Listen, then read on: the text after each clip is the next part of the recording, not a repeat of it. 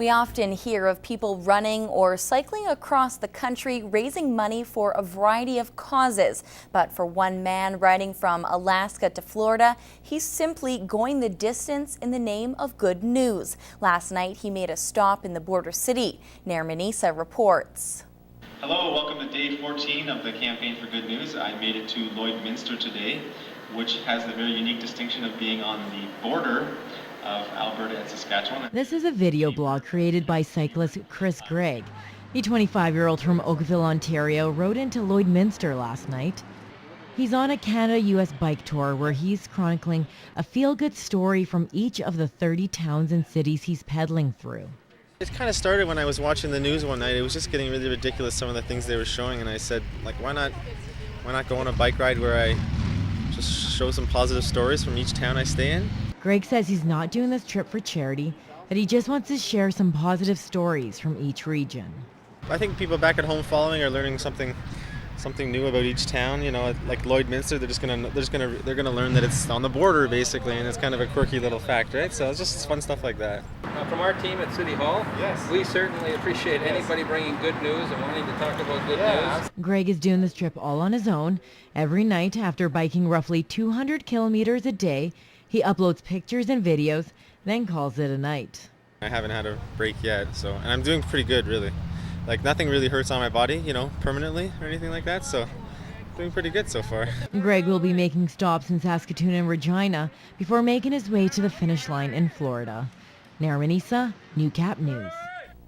And on his blog, Greg wrote, quote, "Lloydminster is a really great town, probably my favorite so far." You can keep track of Greg's trip by logging onto his website. It's just listed there on your screen for you.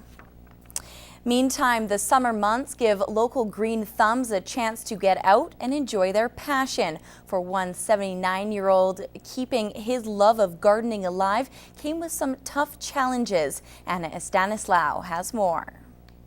I dug all the dirt up around the trees here because it hadn't been dug up before. Norbert Cox's love for gardening is what drives him, even though he has suffered a stroke and is now bound to a wheelchair. I like working with nature, and that's very important because when you're a farmer, you have to work with nature to make a living. And so as you get older, if you continue working with nature, you have a satisfaction of accomplishment. Many of the residents and staff take notice of his hard work and perseverance. They think he does a wonderful job, and they congratulate him quite often. They speak very highly of him. Oh, I think they enjoy him because they go out and walk and look at him, and they mention to me, gee, they're sure doing good. Colleen says that she has helped him carry some of the heavy equipment, but his work was done all on his own. Therapy-wise, it's very good. It's very good for muscles and, you know, keeping him active. And so I hope he continues to do it, and I'm sure he will. Norbert believes because of his strong desire to garden, him being in a wheelchair has not stopped him in accomplishing it. Don't be afraid of work. Do it and enjoy it. Anna Stanislaw, Newcap News. The streets will soon be filled with antique cars, animals, and kids chasing candy as this year's Colonial Day Parade nears. But before the event can begin, a new parade must be appointed. On the theme of the parade. And so this year our theme for the parade is celebrating 20 years of the Chuck Wagon Finals. So without much thought, the name Stuart Napper came up. He's a past CPCA driver, past judge, and involved for more than 20 years.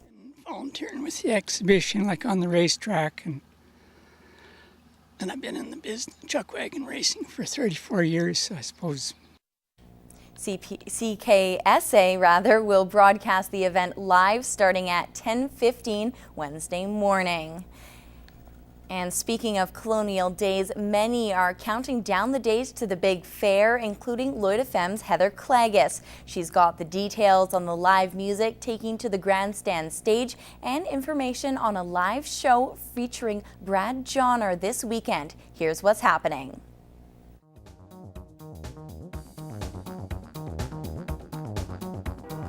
Next week is going to be a huge week in Lloydminster, especially here at the Lloyd X grounds, because Colonial Days, it gets underway on Wednesday. Wednesday morning is parade day, and then Wednesday night, the show they've got lined up for you at the grandstand.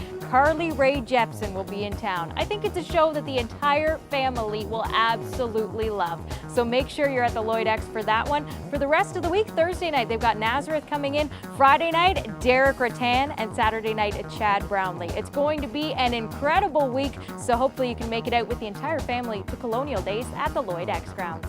You don't have to wait until next week to see some great live music. Tomorrow night in Hillmond, they're bringing in Brad Johnner and the Johnner Boys. Yes, I know you've heard Brad Johnner's music before, but the Johnner Boys, well, turns out they're his sons. They formed a band, they travel around with him playing some music. So it's a great chance to see some great Canadian talent in Hillmond. Plus, opening up the show, a local talent, Jordan Pollard, will be opening the show for them. Tickets only $25 at the door. All the proceeds to the Hillmond Arena tomorrow night.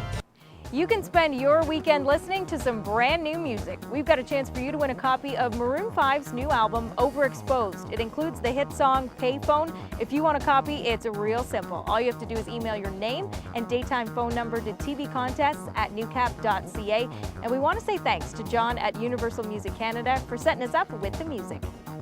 Grab your fishing pole this weekend and the whole family and head out fishing, because in Saskatchewan, it's the free fishing weekend. You don't need a license if you want to head out and reel in the big one. Well, whatever you choose to do this weekend, I hope you have a great one. I'm Heather Clegus, and that's what's happening.